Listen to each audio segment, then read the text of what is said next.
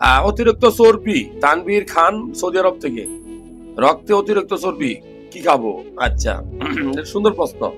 রক্তে অতিরিক্ত চর্বি মানে কি? কোলেস্টেরলটা বেশি, এই তো। তো আমি জানি না আপনার প্রেশার কত, তবে ইদানিং কিন্তু যাদের বয়স 30, 35, 40 পার হয়েছে, যারা প্রবাসে থাকেন এমনকি দেশে থাকেন, তাদের অধিকাংশই লিপিড প্রোফাইল, আমরা কোলেস্টেরল টেস্ট করতে বলি। কোলেস্টেরলটা কি? আমাদের রক্ত নালীর ভিতরে চর্বি জমে জমে জমে জমে রক্ত নালীগুলো চিকন হয়ে যায়, তখন কিন্তু ব্লাড আগের মতো ফ্লো বা মানে আগের বেগে চলতে পারে না।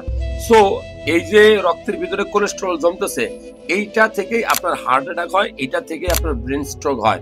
যারা ভিডিও দেখছেন, আমি বলবো আপনার যদি রক্ত নালীর ভিতরে আপনার কোলেস্টেরল জন্মগ্রহণ করে, অর্থাৎ এইচডিএলটা কমে যায়, এলডিএলটা বাড়ে, হ্যাঁ, টোটাল কোলেস্টেরলটা বাড়ে, এমনকি ট্রাইগ্লিসারাইড বাড়ে, তাহলে আপনি ঘুমের মধ্যে হার্ট অ্যাটাক করবেন।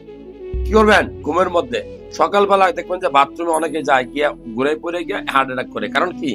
এই যে প্রেশার বাড়ছে। প্রেশারটা কেন বাড়ে? কোলেস্টেরলের কারণে। তো আসলে কোলেস্টেরল কমানোর জন্য আমরা অনেক ঔষধ দিয়ে থাকি। আমি ঔষধ না খেয়ে আমি বলবো কিছু ভালো খাবার খাওয়ার জন্য। কি খাবেন আপনি? অনেক খাবার আছে যেগুলো কোলেস্টেরল ড্যামেজ করে। যেমন কাঁচা রসুন খেতে পারেন আপনি, কোলেস্টেরল ধ্বংস করে। আপনার কাঁচা আদার রস কোলেস্টেরল ধ্বংস করে। কাঁচা পেঁপে কোলেস্টেরল ধ্বংস করে, খারাপ কোলেস্টেরল যেগুলা, ঠিক আছে?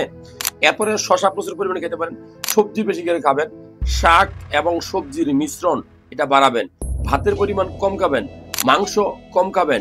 অ্যালকোহল খাওয়া যাবে না। ধূমপান করা যাবে না। নির্দিষ্ট টাইমে 6 থেকে 7 ঘন্টা ঘুমাইতে হবে। দেরিতে ঘুমানো যাবে না। আপনারা তো সবাই যারা অতিরিক্ত খাবার খান বাহিরে, হোটেলে, ফাস্টফুড, জাঙ্ক ফুড, দেখবো যে তাদের কোলেস্টেরলটা বেশি। এই খাবারগুলো দূরে থাকতে হবে, এগুলো খাবার থেকে দূরে থাকতে হবে।